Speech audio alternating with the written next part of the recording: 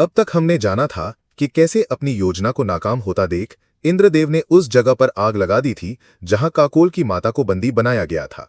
पर शनिदेव काकोल की माता को बचाने के लिए आग में चले जाते हैं और एक नए अवतार में वापस आते हैं, जिसे देख महादेव चिंतित हो जाते हैं। राहु, जो आधा देव और आधा असुर है, वह शनिदेव को उकसाता है और उन्हें देवों के विरुद्ध कर देता है। नमस्ते दोस्तों, एक बार फिर आपका स्वागत है विटीवायर हिंदी में।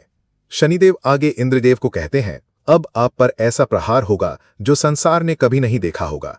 इंद्रदेव डरकर भागने लगते हैं, परंतु शनिदेव भागकर उनके सीने पर लात मारते हैं और इंद्रदेव सीधा जाकर देवलोक में सूर्यदेव के सामने गिरते हैं। उनकी यह दशा देख सारे देव हंसने लगते हैं, यहां तक कि सूर्यदेव भी।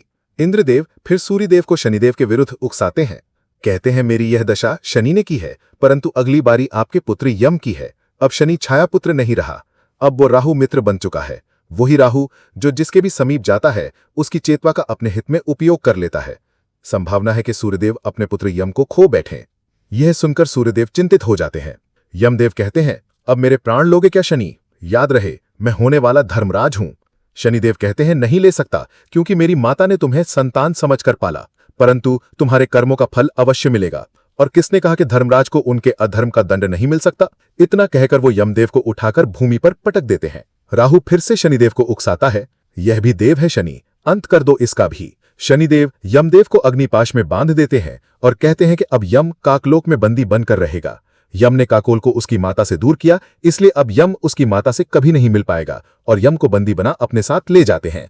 काकोल शनिदेव को समझाते हुए कहता है, मित्र, पहले मैंने अपनी माता को खो दिया, परंतु अब धीरे धीरे उसे खो रहा हूं जिस पर सबसे अधिक विश्वास है। तुम्हें शनि, तुम अपनी चेतना खो रहे हो शनि। यम को बंदी बनाना उचित निर्णय नहीं है। तुम मेरी माता की मृत्यु का प्रतिकार चाहते हो, परंतु यह प्रतिकार का उचित मार्ग नहीं है शनि। सबको उचित मार्ग पर लाने वाला शनि इस बार स्वयं अनुचित मार्ग पर है। इस बार तुमने कुपात्र पर विश्वास किया है। तुम ये सब उसके प्रभाव में कर रहे हो। इतने में राहु तुरंत वहां आ जाता है और काकोल डर के चुप हो जाता है। राहु चालाकी से कहता है, शनि अपने निर्णय लेने के लिए स्वतंत्र है। शनि की चेतना को कोई प्रभावित नहीं कर सकता। इतने समय साथ रहने के बाद भी तुम शनि को नहीं जान पाए। शनि का ही न्याय श्रेष्ठ है। तब काकोल मन ही मन कहता है, शनि किसी की नहीं सुन रहा, मुझे कुछ करना होगा। सूर्यलोक में देवी संज्ञा यम को बहुत समय से न पाकर परेशान हो जाती है, परंतु तभी काकोल वहां जाता है। उसे देख वह क्रोधित हो जाती है और कहती है, अवश्य ही तुम उस शनि के लिए प्रार्थना करने आए हो ना? चले जाओ यहां से। आपको क्या लगता है कि क्या काकोल शनिदेव को राहु के कुप्रभाव से बचा पाएगा और क्या यम की मुक्ति हो पाएगी? हमें कमेंट करके जरूर बताएं। ऐसी ही और रहस्यमय कहानियों के लिए हमारे चैनल विटीवायर हिंदी को सब्सक्राइब करें और इस वीडियो को लाइक करें। मिलते हैं कहानी के अगले भाग में।